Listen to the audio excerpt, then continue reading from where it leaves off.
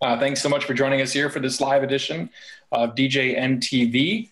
I am Mitch Taylor, and my partner tonight is Vickie. Hi, guys. I'm Vickie Musni. We have, let's see, Brian Kelm. He's in the dark over there. Hello, Brian. How are you, sir? Hey. We have a great friend. Always a friend. So Sean has joined us. Hey. I'm not sure where he is on your spectrum here, but he's in my bottom right of the Hollywood Square window here. There we go. And then we have Tom Heath. Hi, guys. Tom. How are you? I'm great, thanks. Looks like Victoria Tori from M&T Events is with us. Tori, feel free to hop in, ask a question. If you have a question, you'd like to chat about selling, you'd like to chat about personalities, you want to chat about weddings, doesn't matter. Vickie and I are here to help. I saw Joshua Boudreau. Not sure how you pronounce your last name, Joshua, but we'd be happy to chat with you as well. So whoever's in our chat here, DJ Matt is in our chat as well. Feel free to unmute yourself if you wish and hop in the chat. You can fire up your video too if you'd like. Vickie, where would you like to start here tonight? I guess a brief introduction maybe, so people kind of have a little bit of context if they don't know both of us. Sure. Adam joined us as well. Hello, Adam. And then mostly we want this to just be the direction that you guys want to take it.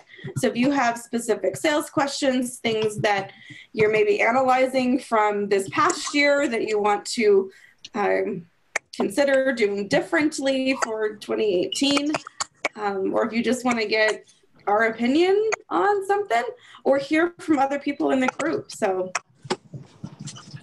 not much in the way of planned programming tonight. This is just discussion, hanging out, like John said, live hangout chat. So Love it. Yeah. Beautiful, beautiful. So I'll start, Mitch, because ladies first, you know. Absolutely. So some of you I have met, some of you I haven't, some of you I've seen online, some of you I have not. I've been in the wedding industry since 1996, so it's a little over 21 years. My husband and I started a video company pretty much immediately after we got married, as in people were asking us for business cards at our own wedding reception. And I was also hired shortly after our wedding by the venue where we got married, and I was a wedding planner and coordinator there for about 4 years. So we've had the video side, the planning and coordination side. I managed wedding photography for a number of years for a large casino property where I live in Reno. And then as I started speaking to wedding groups, it was the DJs that seemed to really latch on to my message of understanding personalities and really analyzing the personality of the client you're trying to sell to. And maybe it's because my first seminar was called How to Speak Bride, and DJs thought that maybe I could help them understand women, but that's kind of how I got into the DJ circle.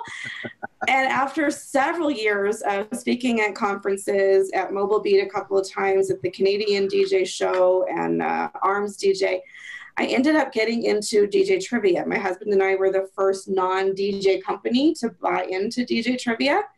And that's when we started really realizing how his music and technical know-how and my public speaking and love of being on the microphone really was kind of setting us up for doing DJing and entertaining ourselves. And then you couple that with the fact that we've had a video company for over 15 years at that point. We have been quietly observing and filming what I call the good, the bad, and the ugly on the DJ spectrum for years, and knew a lot about what we wanted to do and how we didn't want to be perceived. And we've been doing DJ-related entertainment for the last 5 seasons. So that's a brief intro of me. My specialty is personalities and sales, in addition to what we do for weddings. So, Mitch? So many of you that I see actually visually here, except for Sean. I don't think Sean and I have met before. Maybe we have, but hello, Sean. How are you? And so I encourage you to reach out and get to know the people that are in the chat here tonight, get to know each other, because I think this is a great extension to be able to move yourself forward in your industry, and that is tacit knowledge shared between all of us here. I'm Mitch. I'm from a small town in Maine originally. I grew up in a town of 450 people, not 100 or 1,000, but people. And I did radio for a couple years back in Maine, had my associate's degree of science in broadcasting. Started in radio making $200 a week salary, full-time. That's $143.57 a week after taxes. I don't have to tell you that was way below the poverty line. And my very first DJ company, I don't think I've actually shared this publicly very often, but so this might be a new piece of nugget of information for people about me. And my very first DJ company back then in 1994 was entitled Wild Aces Productions. Back in the day with my roommate, Chad MacArthur. And I was the guy who was the radio guy that had the name. Yeah, right. And he had the equipment. And so we actually went out and used to queue up cassettes in the back of the car and bring them in through the side door of the school to play songs on the cassette deck. We had CDs too at the time. That singles were big in the 90s. And so that's what it was for us back then. I went on Carnival Cruise Lines, DJ'd for them for a couple of years, and then moved from there and did weddings and private events in Method, Detroit for 7 years before opening my own company here in the Upper Peninsula of Michigan and growing it into a company that does over about 100 events a year now. And so I love what I do. I have a passion for what I do. I'm big time on sales training.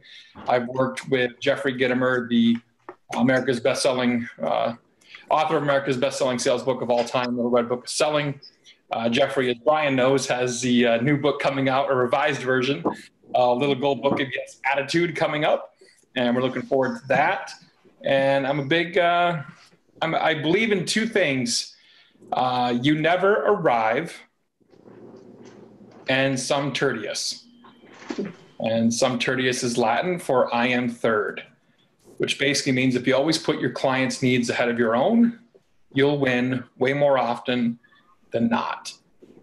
So those are kind of my two philosophies that drive me in pretty much almost everything that I do. And I also follow a 4-step formula in life, but we can talk about that later possibly. What are your sales questions? What are your personality questions? What are your wedding questions? What do you want to talk about here tonight? I know we have a couple relatively, Greg Friend has been a watcher of Live at 755 for me for some time. Sean, we did meet at the Sacramento ADJA chapter, didn't we? It's hard to tell. It's sometimes you meet people and you don't always connect the name to the face sometimes, but yes. So Sean and I met at the... Well, there's two Seans on. There are two Seans one of them and not the other. I see one shaking his head like that wasn't me. There's two Seans. So Sean D is from Louisville, Kentucky. Or is it Louisville? Louisville. Louisville? Is that right, Sean? Sean D? I don't think Sean D can hear us. It's okay. Or maybe his mic's not on. Yeah, I think he's unmuted, but that's okay. It's all good. Okay. Sean from Sacramento. He's not from Sacramento. You're from the Bay Area, right, Sean? Yeah, that's right. That's right. So I thought, okay, cool. Yeah, Bay Area chapter. We've got 8 people on video here right now. The rest of you guys that are hiding, if you've got clothes on, please turn your video on. I love to see your faces. I love how you qualify that. If you've got clothes on. If you're cancer. I'm not wearing clothes. Sorry. Yeah, if you're dressed from the waist up, feel free. No, join us. Feel free. No, that's a bad. Okay, behave. Okay. Josh, what do you guys want to talk about? Either kind of raise your hand and make sure your mic is on, or type it into the chat. And when Vickie says raise your hand, there's actually a button on your dashboard there to raise your hand if you wish. We can kind of bring you up if you want, or you can speak as you go here. I see the rest of you are muted. So, or if you're on video, you can literally raise your hand and we'll see it. There are 3 Seans. Looks like Joshua. Yes, Sean D. You have a question? Either type it in the chat, or if you could just speak. I'm not sure if your microphone's working. I don't see you muted right now, Sean D. So. she'd probably be somewhere between like 4 and 5. And that she could probably afford. Okay, well, there's someone that needed to be muted. There we go. Can we talk about Facebook ads? It goes on case. Facebook ads. Go there. We could do that. Who else is speaking right now that needs to be muted? No. And someone has it. Okay. All right. So Facebook ads. I know Vickie probably is not going to want to attempt that one. Is that correct? I've got a little bit of input I could share, but go ahead. You can start though, Mitch. I'll let you take this one to begin. Facebook ads for me is something that I've done a little bit. I haven't done a lot. What specifically were you looking to know on Facebook ads, Sean? Well, I've heard John, he swears by them, you know, when he talks about his videos, and I'm just trying to just see it, you know, find out if it's really even worth it. Some people say it's the best thing going. I do photo booths as well as DJ, and I you know, I need to sit down and really get into it. I watch the videos, but I don't know if it's worth my time. I will say this, there are better people than I to speak to about Facebook ads, certainly. I do not proclaim to be any sort of expert on Facebook ads. Have I run them? Yes. It's extremely important to get your targeting right. Yes. Extremely important to get your niche right, if you will, in regards to age range, demographics, city. You know, you can do Facebook retargeting as well in regards to your Facebook pixel and all that. Is that something you've explored yet, Sean? I've heard of it. I haven't explored it, but I've heard of it. Okay. What's your best funnel, Mitch, for getting brides? Well, in fact, before you tackle that, I just want to say a couple things real quick about the Facebook ads. I think it's really important that you have good content on your page. If you are going to spend any money at all boosting posts, make sure that if they go back and look at your post, it is full of helpful content that is valuable. The whole point of that page is to set yourself up as a resource, as an authority, as an expert to the people that will come to your page. So make sure that you're investing some time and some thought and good graphics, decent quality videos into the kinds of posts that you're putting on your page. And then if you are going to boost an ad, make sure there's a really clear call to action so that people know what they're supposed to do. If it's go to your website, make sure they're landing on a page that mirrors whatever your ad was about. But make sure they know how to respond, not just to, oh, that's cool, but give them something, you know, tangible to do if you've piqued their interest enough with your content. But I guess my 2 cents is if you don't know a lot about it, I would focus on quality of the posts and then boosting your organic reach through involvement in local groups and just sharing really quality content. Okay, so we've got a couple of questions here going in the chat. I want to get to, there's a couple of them I really want to get to here. Okay. So the first one that kind of dovetails into this topic, we put out a resource, and thank you, Brian, for mentioning that. We greatly appreciate it, Brian, about Book More Brides possibly being a resource for Facebook ads. Now, this is just me speaking from what I have seen and heard, okay?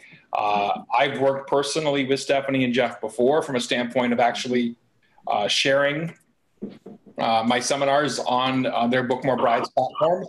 I've had people, you know, swear by them and say they've been awesome. And I've also had people say it didn't work for them.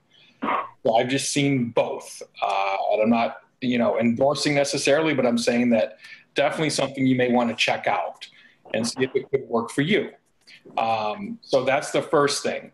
And then Sean, how do you pronounce your last name? Is it P-A-S-I? How do you pronounce that? It's Passon. Passon. Okay. I did not want to butcher it. So I wanted to ask first. So Sean Passon commented about, what about landing pages for ads? And to me, I think that's important. If you're going to have a certain offer, for example, just in the speaking side of things, when Vickie and I speak, whether it be nationally or internationally, we have a specific landing page that we send people to after the conference. So I would encourage you to have some sort of landing page specifically for each and every ad campaign that you're running, because otherwise you don't know how to measure that. And you can go by and measure in your analytics each page, if you will, as well as, of course, the ad itself inside of Facebook or wherever you're running the ad. Well, and back to the other Sean's original question too, if you've got more than one service, DJ and photo booth, and you've got an ad running for your photo booth company, and they click a link and all they see is DJ stuff, there's a disconnect. There's a, oh, did I go to the wrong place? Okay, I'll just move on and go look at something else. So you want to make sure that at first you're validating that they've gotten to where they wanted to go. So if you're enticing them with a photo booth ad or, you know, cool pictures from a fun event from your photo booth, then land on that. And then it's okay to have a, you know, a link from that landing page to, hey, did you know we also do DJ services, kind of a thing. But make sure they know they're getting to the right place. Now, I want to get to Michael's question. Michael Toma, I believe. I hope I got that right, Michael, from M&T Events. And Michael, where are you out of? Or Victoria, where are you out of? What city or state? Charlestown. Sorry, Charlestown? Charlestown, West Virginia, Eastern Panhandle, about an hour from D.C. Nice. Tom Heath, this is funny, by the way. Right. So, ironically enough, just to throw this out there, because I just find this funny right now. Ironically enough, I will be traveling possibly through that area coming up here in February. How about that? Well, stop by the house, having a glass of iced tea. I might do that. That sounds all right. There's a chance I might be offering some coaching sessions possibly.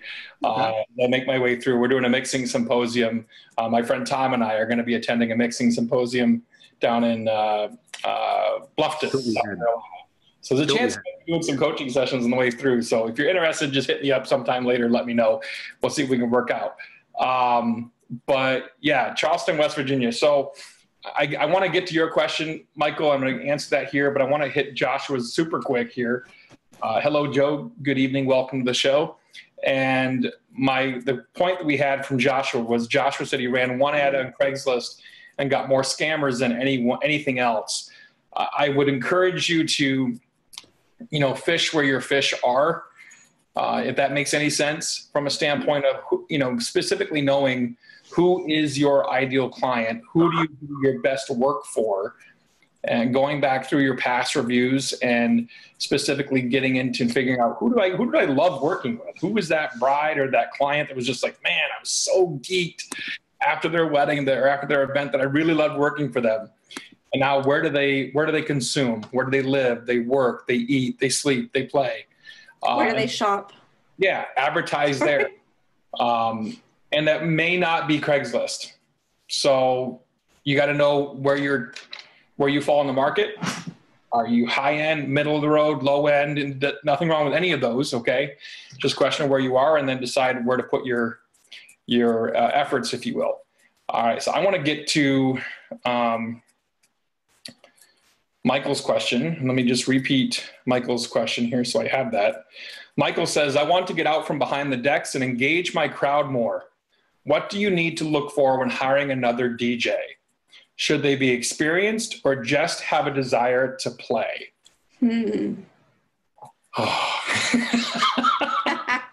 Yes. There's so many ways to handle it. I think everyone's different in regards to what they want to do. And are you set up right now as a single talent wanting to move multi-talent, Michael? Is that where you're at? I would love to go ahead and get into multi-talent eventually, but what I would like to have is somebody comfortable behind the decks. So when I'm doing my grand entrances, when I'm doing my special song introductions, that I don't have to worry about running behind the deck real quick to start the music. I want to be able to have that script there where the cue points are, have somebody else that's able to engage that music so that everything flows and comes in seamlessly rather than, oh, hold on a second, I got to go run behind the decks. Yep. How much, I guess another question is, do you have time to train someone? That's a question that's for the ages. and I get it, right? We've all been there. I've made the leap myself from a single op to a multi-talent company, and it takes time. Mm-hmm. It takes patience. Yep. I can tell you that the training materials, Mike Walter is exceptional in regards to his training materials that are out there. If you go to djmikewalter.com, check out his training materials. It can definitely help you from that standpoint of having a handbook already ready to go, having a training course already ready to go for someone. Already ready, is that a word? I don't even know. Sure. But from that standpoint, one thing I would think about, if you can find someone, I prefer myself, this is me speaking personally, I prefer to find people that have an interest in performing, whether it be theater, whether it be musically, whether it be, or they're customer service driven. You know, I tell this story, I've told the story before, how I found one of my assistants, Shauna, and it was just from a conversation we had in her interview about what was her best and worst customer service experience, is what I asked her in the interview. And she told me about the fact of how she ended up serving this couple several times at a local Burger King. She was the manager of it at the time. And how all of a sudden she noticed that the husband stopped coming in with the wife. And all of a sudden, about 7-8 weeks later, the husband started coming in again without the wife. And come to find out, she had passed. And all the employees got together and put up a card, a donation in it, you know, gave him some gift certificates, if you will. And I'm like, I can't teach that. You know, that's heart. Someone having heart. I can't teach heart. You have it or you don't. And so I felt at that point, you know, she can learn everything else, right? But if she has that heart-centered customer service focus, that's important. I think it's important to find people that have heart, find people that have a desire to perform. One of my other staff is a collegiate trained musician, vocalist, if you will. Look at the local colleges to find talent. You know, put an ad in your local paper to find talent. What do you want to say in the ad? Talk about what benefits are for your company from a standpoint of, I really want, you know, to look for people that are energetic, that are fun, that are timely, that want to be involved in one of the most important days of someone's life. Whatever you feel you want to have for a description, those are possibly some things to think about to put in the description. Go ahead. I think it's also really important to try to gauge how teachable they are.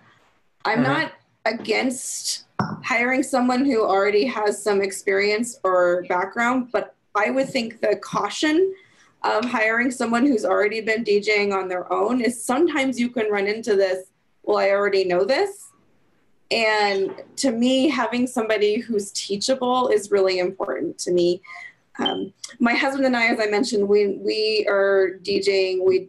We are working together. He is the DJ. I'm the master of ceremonies. But we also have 7 employees that work for us hosting trivia. So I run into this a little bit with them. I don't look for DJs to come and host trivia for me. I look for attitude. And obviously, as a personality trainer, I'm really big on analyzing personalities. And I think, and I know we can't go super deep onto that right now, but I think it's important to think about what your own personality type strengths and weaknesses are, and maybe look for somebody who's kind of in some ways opposite you, because their personality may fill in some gaps, you know, where you have. Not everybody can be great at everything in every situation all the time. So when I hire, I try to look for people that their strengths make up for my weaknesses, and vice versa. Does that make sense? Yes, it does. I want to welcome Reverb, Paul Paranello, our friend from the Baltimore area. Hello, Paul. Nice. You here? Hello. And Travaris is with us as well. So thanks for being here. Someone has a smoke detector or a fire alarm that keeps going. I know, because my wife hears that in her sleep. I don't think it's me. Someone's got it. I don't think it's me either, but nope. I checked. So Michael did that, and Brian actually gave you something in the chat as well. How about using a simple remote or use staging to your advantage of where you do your grand march? We have virtual DJ hooked as an app in my phone, and I literally could start music that way. Okay. The only problem is that it is very sensitive, being the touch phone is very sensitive, and it could send the music going very fast. It would be something I would have to make sure I looked at real quick before I hit the button. Otherwise, it could start really fast or really slow because the bars are there on the side as well. Same way with the crossfaders and everything else. You just have to be very conscious of what your settings are before you hit play. It's one of those things that you have to have practice with. And I would encourage you, definitely to practice before your events and tweak. And someone said Splash Top app on an iPad or Wi-Fi or hotspot is another option. I just heard of Splash Top. Is that Brian? You said that, yes? I've heard about that recently too. Serato, I think, does have an app like that. Joshua, I apologize. I'm not certain of that. I used Serato for about a year, and then I made the switch to virtual DJ back when I just decided I wanted to get more in the video side of things. So, not sure on the Serato app. Maybe check with another Serato user possibly, but I am familiar with the platform. Used it for a full year. I would also suggest that you ask this question to other people too. Absolutely. You're talking to me and Mitch, who both work as a part of a 2-person team. Find some people that are doing this completely on their own and ask them what their strategies are, people that are doing it successfully. And if anybody else wants to chime in, if anybody's in that situation, please share. Jump in. That's what this is for. This isn't just, John put us on to moderate and stuff, but this is your thing. What do you have for advice for Michael here? All right, Michael, this is Brian. I would even ask yourself, I was just going to write it in here, but I'll talk instead, is even consider, your staging of like why you want to be away from your console. I think that before you look at a solution or having another person is to find out the why. As far as why you want to be away from your console, find that understanding first. And I think everything else will fall into place, in terms of your solution.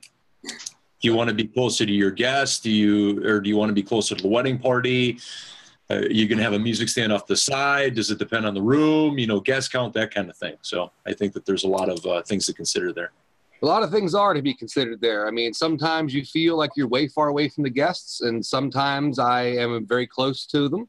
Yeah. I just feel that to make more of an emotional impact, I would like to be able to actually get out among the crowd and be able to gesture and really get them emotionally invested, as opposed to, okay, wait a minute, let me go ahead and get my finger on the button and then kind of do the thing and look down and see my notes. And I feel it would just be a lot better flow and a lot more of an emotional impact if I was out talking physically, where I could actually see people, look at the people in the eye, as opposed to being able to see them from behind the desk, behind my decks, and go, it works okay, but I want to be able to raise the bar up a little bit on the.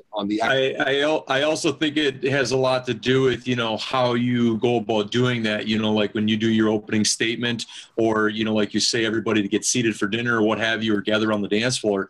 I also think to consider the microphone that you're using, and also though getting out on the dance floor for your opening statement. You really want to command a room where you have nothing in front of you. Go into the center of the dance floor and just be totally open and honest and upfront and shelling out your heart with everybody. Start there and then get more comfortable as you go along, while you're directing everybody's attention to the doorway or what have you. That might be an opportunity for you to get closer to your decks or your space. So in other words, you're suggesting that he continue to look for that other person to stand behind the decks? Is that what I'm hearing? My thoughts would be is to look at his actual performance in terms of why he's looking to do that.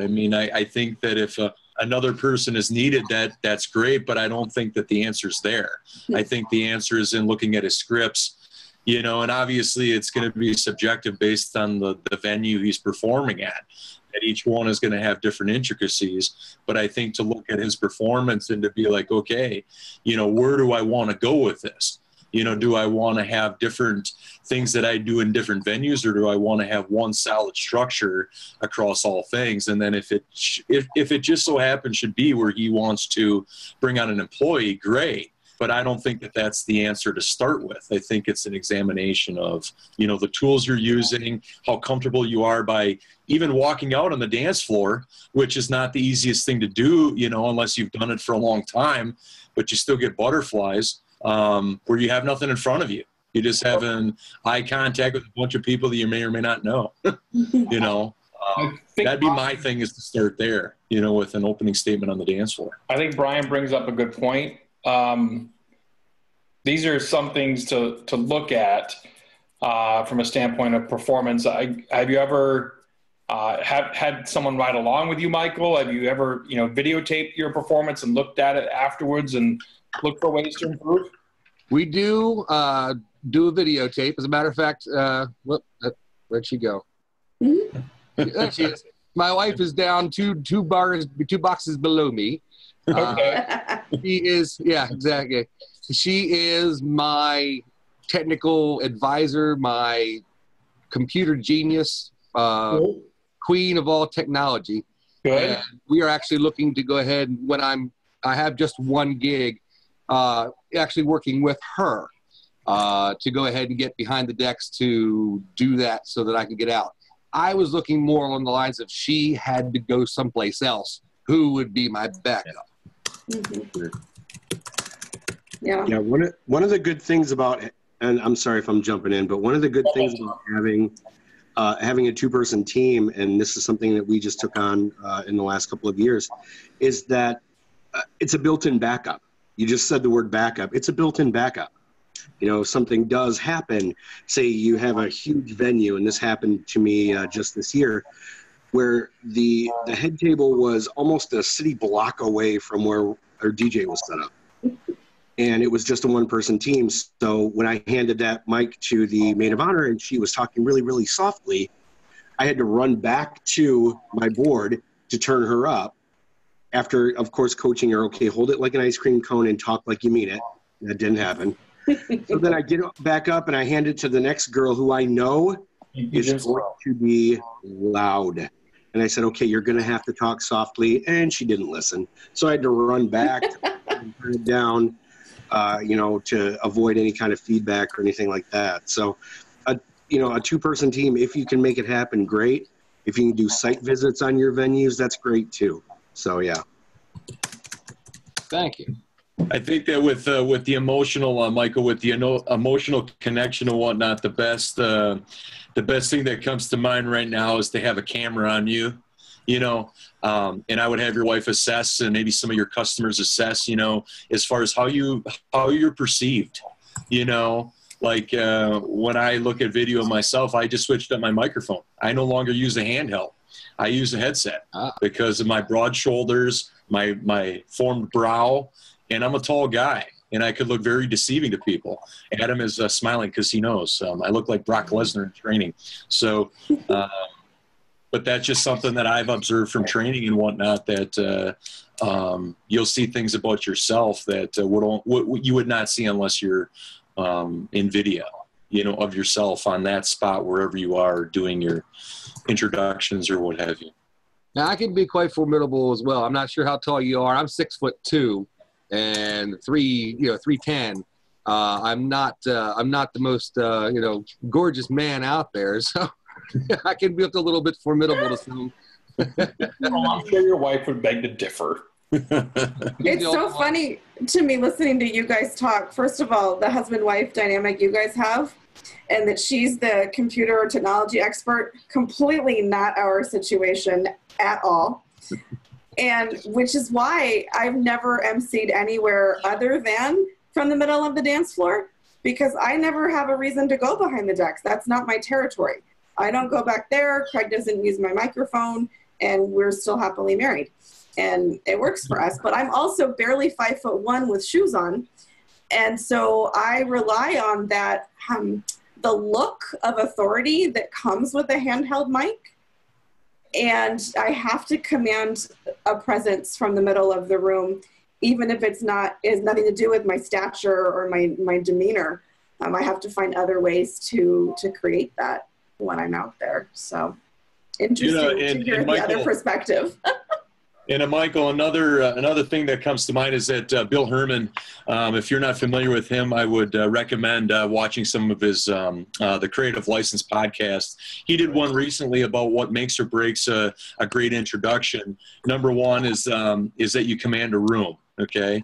Number two is that you speak clearly so everybody can hear you. And then the last one is that when whatever comes out of your mouth, it shows that you care. And you really mean what you say and say what you mean, that there are no wasted words. So, yeah, there's a lot to it. something I've worked very, very hard on, slowing my cadence down, actually taking time to pause, thinking about what it is I'm going to say before I say it, so that it's still a work in progress. But, I'm a member of Toastmasters. That's really helped out. I mean, if people really want to know how to talk in front of people, take a Toastmasters. Go be part of them. They really help you out. They really do. Now, I'm in 2 clubs a week, Toastmasters. I know we had some people jump in and jump out, and I kind of want to stay true as much as we can to the topic at hand, which is selling weddings.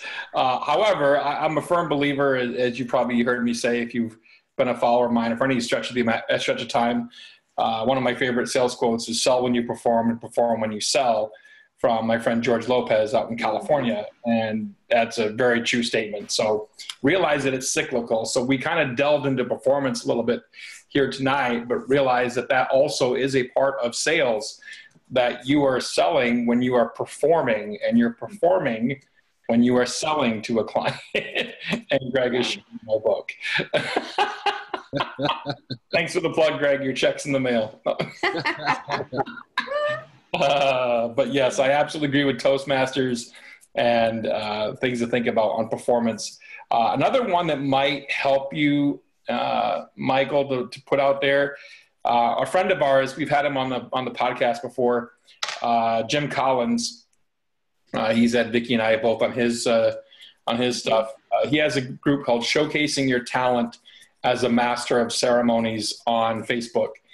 And it might be an idea to post one or a couple of your videos up there to get some possible critique as well. Oh, it looks like Victoria. Tori had your book, it looks like, Vickie, on Kindle. Nice. So that's cool. We have a lot of books from a lot of people, a lot of videos, from a lot of fine folks that are leaders in this industry. Nice. We are constantly looking to learn anything, from all different angles.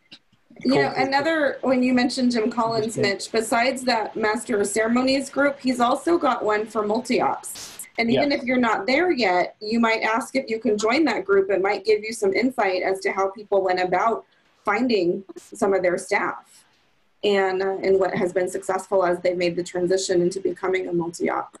Okay, so we've got a little less than, looks like, oh, she had Salesforce Event Pros there too, I saw. Twice. Okay, thank you. Thank you, Tori. I appreciate your business. We have more than Tori here. I want to make sure we get to other questions. I know Joshua had some questions that I jumped in. By all means, feel to stay on the chat. I'm not kicking anybody out here. Just trying to make sure we cover everyone as best we can. Now Sean's holding our books. I love it. You guys are great.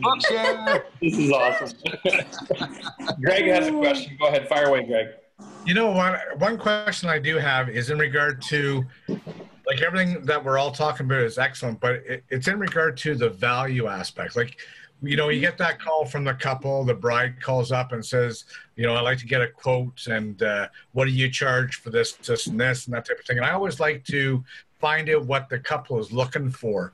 I don't put packages together. I just talk to them about what is it that you guys want for your special day, right? And then I build around that. But a lot of times they might not know how you do things.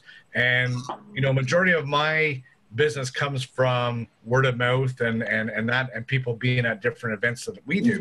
But it's trying to explain like the reason why we charge this much versus, you know, somebody that only charges so much, right? Because it's given that extra little bit. So I guess what I'm looking for is more or less what's the best way to go about trying to express your value without, do you know what I mean? Like trying to say that this we are this price, that type of thing. Okay, I'll be quiet. Thanks. Are you afraid of giving a number too soon that's so high it's going to scare them away? No, you don't. Kind of actually, you know what? It's a good point, Vickie. And you know what I do is when they ask me, well, what is it that you charge? A lot of times people have said, you know what, Greg, give them a ballpark. Say that you're from this price to this price, right? Like normally for my receptions, I charge $1,400. So, and that includes from 5 o'clock right till 2 a.m., right? So, and what's involved in that is I give this, and this, but I'm also there setting up early. I have lots of interactions with them beforehand. I build up that rapport. I find out what it is that their parents like, what it is, you know, what music they want. We put request forms in on the tables. I interact with everybody so everybody knows who the heck we are when we go out there, of course, right? But it's more or less just not being shy and letting them know that this is your special day and you're getting married, but we want this to be a success for you guys as well. But, you know, don't be shy. Let us know. We're here for you. So, you know, and sometimes, you know, people say, well, you know, I know that little Jimmy Joe Bob down the road can do it for this price. And that's all fine and dandy that he can. But what is it that you guys want, you know? So. Oh, boy. I'm going to let you start, Mitch. I'm putting it in the chat right now. I'm like, we need to, maybe it's time to do the. So that I just put it in the chat real quick. So for me, this is how I'd answer that question. Pricing starts at blank, depending on the services you want and outcome you want for your reception. There's a give and a take, okay? So you're giving them a starting price, which is fine. Or we have rates starting at this and going up to this. Depending on the services you want, product, services, whatever it is, and the outcome you want. And then ask another question. I'm a big believer in giving credit where credit is due. The ask another question concept I've learned originally. I'm not sure if that's original Alan Berg or not, but I learned it from Alan Berg. And so always ask another question at the end. So pricing starts at blank or ranges from here to here, depending on the services you want and outcome you want for your reception. What have you experienced with other DJs? Keep the conversation going with a client. Yeah. Or, you know, you can invite to a meeting. Absolutely. Go ahead, Vickie. Sorry. I was gonna say, I've heard you ask, what would you like to know more about what you would get for your money? Yes. And that's another, especially if you are on the middle to high end of what, and you're more than what they were expecting. And that's a good way of getting permission to educate. That's it. Because I think it's easy for us to say, oh, well, there's so much they don't know. They've never booked a DJ before. They don't know what to ask. But we have to get permission before we just start explaining all these things. And that's an intriguing way to get that go ahead from them. Yeah. Go ahead. Yeah, no, sorry. It's so important because that's one thing too, like with us, when we're talking to them, I find out, you know, like I had one couple, I put out a quote to them and they said, well, you know what, Greg, it's a little bit higher than what we wanted to invest. And I said, well, no problem. I said, well, let's take a look here. We're looking at your wedding ceremony and then the reception. And basically 80% of your day is going to be based.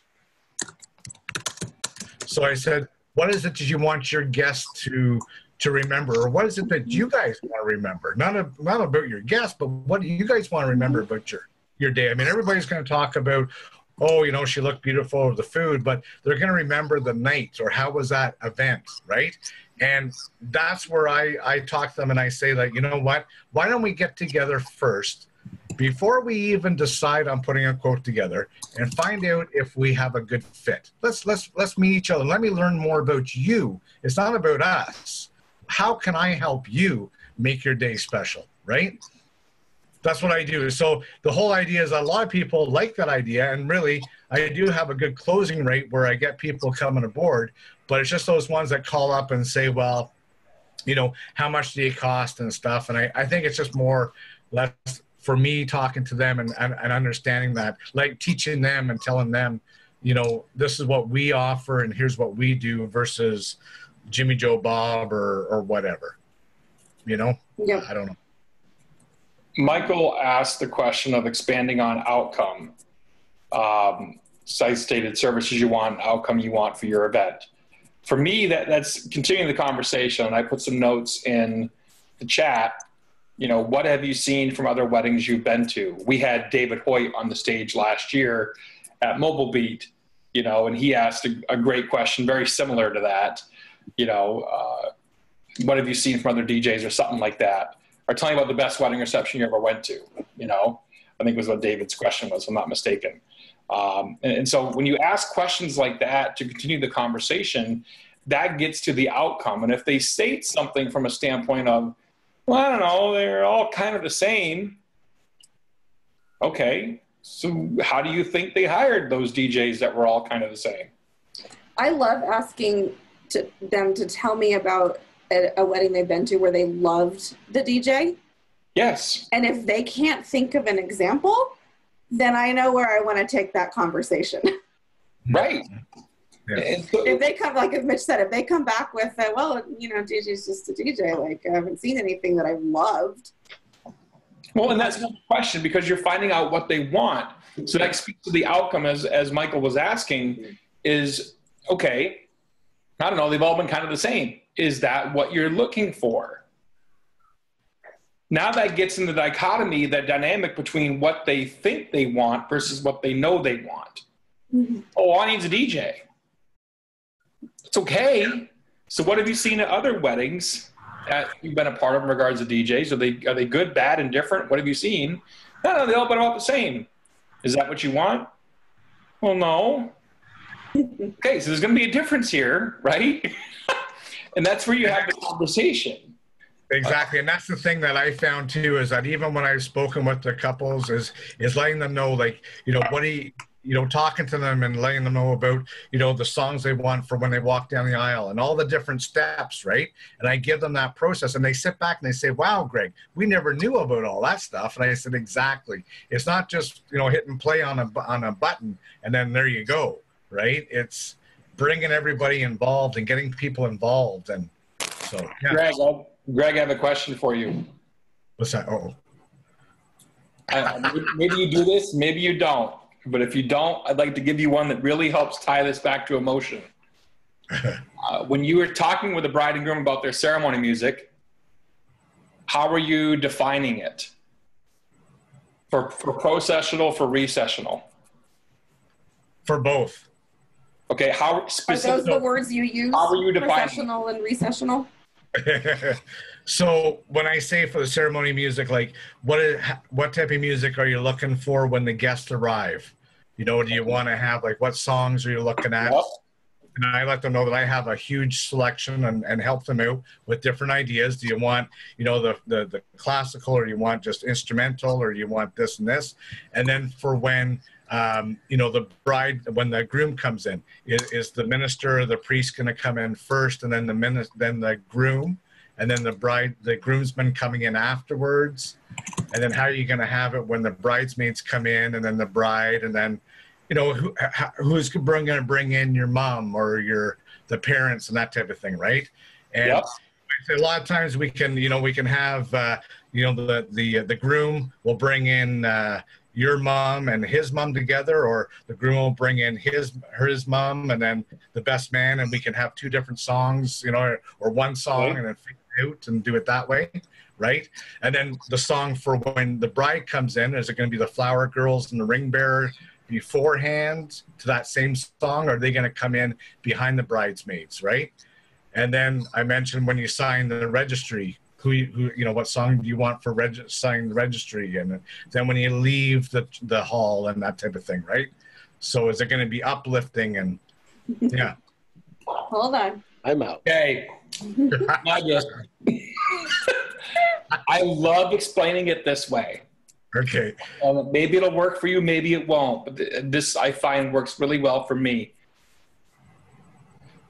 You're about to walk down that aisle. Who's standing next to you? Okay, cool. What song's playing? Mm-hmm. Or what I find even better, that it connects even more with the couple, because it's them together, right? Now they're joined as one. They were just pronounced husband and wife. What's the very first song you want to hear as a married couple? That's your recessional. Yeah, good point. So, but Greg, when you phrase it that way, it puts them in that moment. Instead of just saying, like, what song do you want? Exactly. Exactly. Everything you said, Greg, everything you said is accurate, and it shows that you have a lot of knowledge and experience, and you know all of the technicalities of what needs to happen. And for a certain personality type, that may be effective. But more often than not, if you can take that know-how and reframe it in an emotional way, like Mitch just gave you some examples, that's going to connect sooner with most people. Good job, Sean. I saw that. Yeah, exactly, yeah. So, yeah, good point. Like it. Sales are made on emotion and justified on logic. Never forget that. Made an emotion, justified on logic. If you stick with the logic realm, you'll win with blues and greens. And, well, sorry, reds and blues, right, Vickie? Yeah. Reds and blues. But the yellows, you'd be like lost. I mean. And even logical personalities can still be emotional about this emotional event. So it kind of tips the scale on the people, even the ones that usually lean heavy on logic, they're still feeling very emotional. This is a once in a lifetime thing. Mm-hmm. And so I think it's important to do some of that educating, as we know, not everybody has hired entertainment. They don't know all the ins and outs, but there's ways to do it more subtly that connect emotionally. Like one of the things I love to do, I don't go into the nitty gritty of the details of my planning at my first meeting, but I do print out a physical printout of about 4 pages of my planning materials, and I customize the header and have the couple's name on it. Mm-hmm. And so when I sit down in that meeting and I open up my folder and they see that I have a printout that says Brad and Jenny on it, they go, oh my gosh. And they're already seeing their name next to my logo, and it's connecting emotionally. Yeah. And then if I do point at something that's demonstrating the detail of my planning, I'll get to that, but it's secondary to the fact that they're getting something personalized and they get to see their name, and it creates that moment for them. Even though most of the time I don't even give them the printed copy. I just tell them I'll email it to you, once we finalize the details. And then you can start filling in fun ideas as they come to you. And I keep it as, go ahead. We got 5 minutes left. Okay. All right. We have 22. Thank you very much. Good job. I appreciate it. It's all good, Greg. I'm just trying to help, man. Who else has a question they'd like to throw in the chat? Have something addressed? I see other people that have been joining us. Hello. We have Carlos's iPhone 7 with us. Carlos isn't, but his iPhone 7's with us. Nice. Much love, Carlos. I'm just playing. Thank you for being here. Dan Carpenter is with us. Hello, Dan. Jared Wade popped in. Jared, you were on a chat earlier. There you are. Brother, I thought you were. Done. Paul Parinello is with us out of Baltimore. Gregory Wiggs is with us. Kenneth Roach is with us as well here tonight. Ronnie. If you have questions, Travaris, True North DJ, I don't know what your name is, but I know I probably met you at a conference before, probably Northern Disc Jockey Conference in Minnesota or something, but feel free to pop a question in the chat if you will. We got 3 minutes left. Anyone have something else they'd like to hit and address here real quick? Burning questions. We answered all of their questions, Mitch. Anyone? What should we be doing right now for weddings, as far as advertising goes? What should you be doing right? I'd have to know what you are doing first to tell you what your I forgot what your next step would be. Facebook. I could probably answer that without even asking too many questions. I could have an opinion. Yeah, go ahead, Vickie. Go ahead. I'd say working on performance. As we talked about earlier, you're always performing, and that can be the most effective advertising. And then building quality content, engaging with people online in a positive, helpful way. That's not a, hey, look at me, but a true, genuine serving, connecting, providing useful content, links to other vendors in your area, planning resources. If I had to just pick two out of thin air, those would probably be my two. Yeah, I would say bridal shows. If you're not doing bridal shows, I'm a big believer in bridal shows. As long as you are creating a follow-up process and sticking to it. If you're not having some sort of follow-up process, you are pissing your money away. Pardon my language. This is kind of a big topic, but just show of hands real quick or in the chat, how many of you are doing bridal fairs at least once a year? Most of you that I can see. Interesting. I don't know about the chat people. Oh, half. A little over half, I guess. My 2 cents on bridal fair is collect your own leads. Don't rely on the show list that they give you.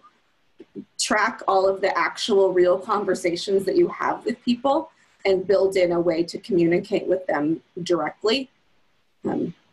Have a goal going in and have an objective going in. Okay, what's your objective going in? And what's your goal? So my objective for this upcoming show that we're a part of, which is a pretty large show, is our objective is to book meetings, and we want to book at least 7 meetings at the show. And we do that via scratch-off cards, and I can get into that at another show, another time probably. But that's how we do it. Can I suggest videos on bridal shows?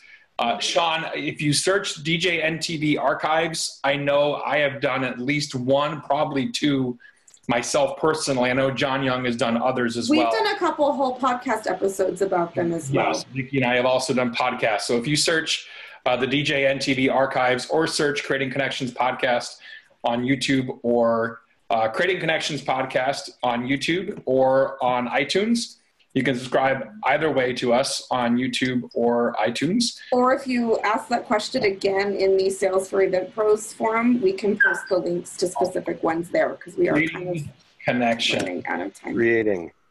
Yeah. I'm going to put my YouTube channel in here for the chat window as well. There we go. And please join us on Facebook at Sales for Event Pros, and we'll continue these sales conversations. So. Now we know that Carlos is actually our friend Carlos from Florida, as he put his video up. Oh, hello. Hey, Carlos. My brother from another mother down there, he joined us on the Mobile Beat cruise and had a blast. Oh my gosh, that cruise is so fun. We get another one coming up here in November. If you ever want to cruise with a bunch of DJs and their families, it's a great time. Hit me up later if you want more information on that. Gregory, thanks for joining us. Any other, I don't know when John is kicking us out of this thing or if I have to kick us out of this thing or what. I'm not sure.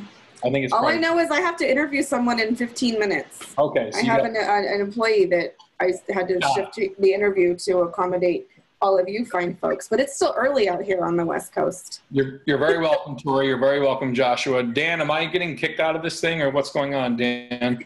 I don't know. I had the free version and it shut off for me. So that's why Jared and I were able to come back over and join you at 40 minutes. It said, you're done.